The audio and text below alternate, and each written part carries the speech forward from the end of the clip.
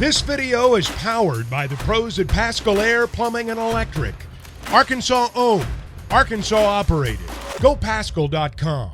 Let's go to the McLarty Daniel hotline where Tom Murphy is waiting. Tom, we will discuss some football news coming up with Sam Pittman's press conference yesterday, but just kind of your initial thoughts to Charles Ballantyne dying at the age of 60 yesterday.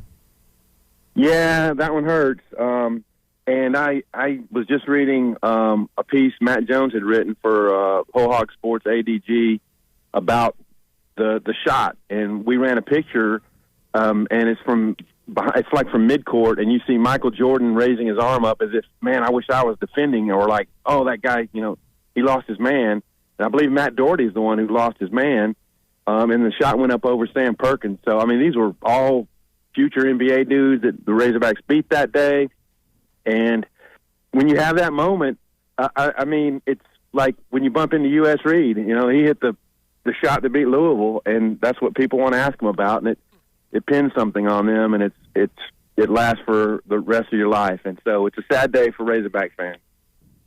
And Tom, when you think about just Arkansas basketball with what that shot was, we've referenced some big shots, U.S. Reed, Scotty Thurman, and that one as well. And again, it's etched in lore. It's something that Arkansas fans will never forget. And I know, again, when the article that Matt wrote, this is just something that you have all these different thoughts going in and the memories, and it's not just about what was done on the court, but off the court too.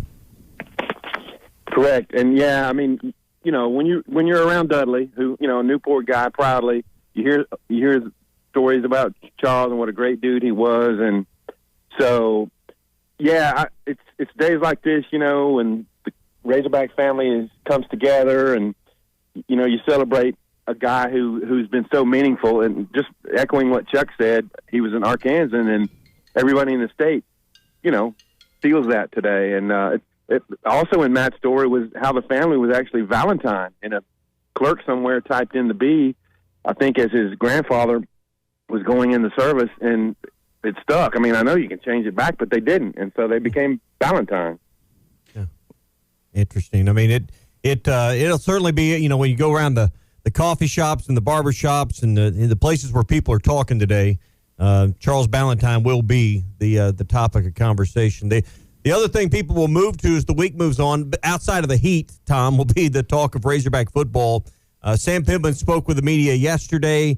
I guess we are now, because of the practice time moving, we're less than 24 hours from the first practice that's now tomorrow morning.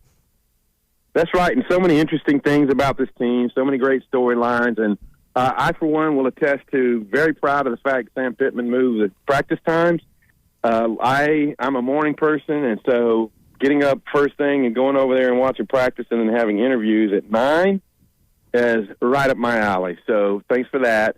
And also, can you imagine practicing at 2:50 when, the sun's bearing right down on you and it's 90-something degrees, heat index over 100? That's brutal.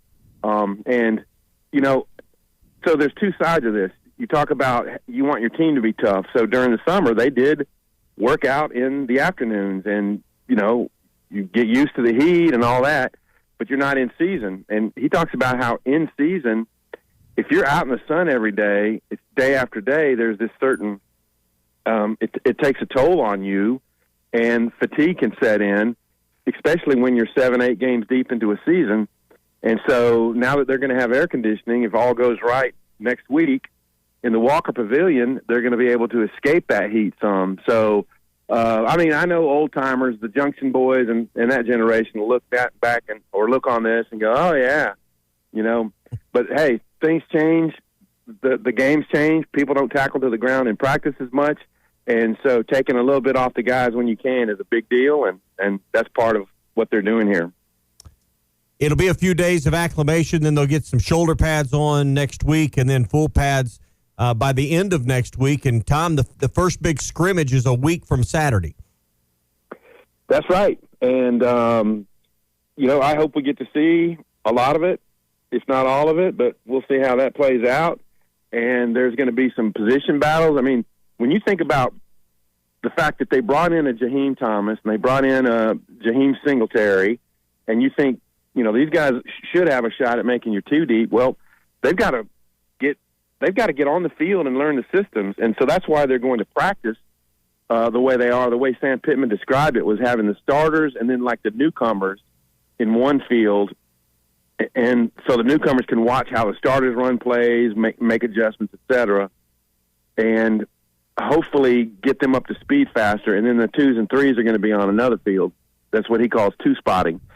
So, there's a lot of different positions where guys who were not here in the spring are going to have a chance to impact the 2 deep before they get out of camp. Tom Murphy with us here, Arkansas Democrat-Gazette, Whole Hog Sports on the McClarty Daniel Hotline. He said something interesting yesterday. Lord knows we owe it to the state of Arkansas to field a really good football team. Tom, he said something similar at SEC Media Days. How do you think he's approached this season with a season last year many considered to be a letdown? You know, that's to his credit that he understands what the fans hope for and, want and expect. And when you have a quarterback of KJ's caliber, and really, Arkansas had a strong roster. They had a really good offense, but he's pointed this out over and over. The goal line stuff, the short yardage that they didn't convert, and I talk about it on here all the time about how they could have changed the outcomes of games. If you push that in against LSU and you're up 10-0, that could change the course of the game. If you push it in against Liberty, don't have the pass go from Trey Knox's hand into an interception in the end zone, you change the outcome of games. The Missouri game, if you push that one in and you take the lead in the fourth quarter, maybe you win that game. And so they've directed a lot of their offseason toward being a better third down conversion team, being prepared to go on fourth down if you don't convert third and short, having a play ready to go on fourth down. So all these things will play into the way they conduct camp. And Sam Pittman gets the Arkansas fan mentality and says, we owe it to these fans to have a good team. I mean, that's, he's a part of the fabric of Arkansas, and he's done that a whole lot better than some of his predecessors. And you kind of just summed up what he's trying to get back to. That's old Arkansas football. Got to get back to old Arkansas football, and we started that obviously in January, but I really like where we're at. I like the hunger of the team and things of that nature. We'll have to wait and see, but I don't think it'll affect us much because we got a lot of work to do on ourselves. It's pretty easy to say what that is on offense, Tom, with the running, the ground pound of KJ, Rocket, AJ, Rashad. What does old Arkansas football look like from a defensive standpoint, in your opinion? Well, that's the thing. I mean, you go back over the years I've been covering the team, and there's only been a few, kind of standout defensive teams. It's all about accruing the amount of talent. It's about getting defensive tackles who are impact players, ends that can come in and affect quarterbacks. And they did that some last year, but when they didn't, they gave up a lot of deep passes. I mean, there were games where the other team, and you think back, Missouri State, Kansas game, even like Missouri, where dual threat quarterbacks or guys who, could move around in the pocket and deliver balls downfield, tore them up. So that's the thing. You have to try to develop an identity. And so part of Arkansas's identity was they had school record sacks with Drew Sanders and Jordan Dominic and the like, notching 42 sacks. But the back part of that was they gave up a ton of passing yardage. So, I don't know, being able to stop short yardage plays on defense is a big deal. And I do believe that the transfer portal era, they're winning it, so to speak. And I think that when you add Booker and some of the ends they added, they're going to have a little depth on the defensive front. They're going to have a little depth at linebacker. Hopefully Jaheim Thomas can come in and impact linebacker rotation. And Pooh Paul and Greer and Thomas and Crooks, they don't have to play. They can rotate around, and they're not playing the amount of reps that Morgan and Hayden Henry got and Bumper Pool, where they're on the field on almost every play. So we'll see how that all plays out. They got to get more help at safety too. To me, getting safeties that are going to be impact players, break up passes, are cover better than the way they covered last year is a big deal. Tom, good stuff. We'll leave it there, and we'll pick up the conversation on Tuesday after a weekend of practices.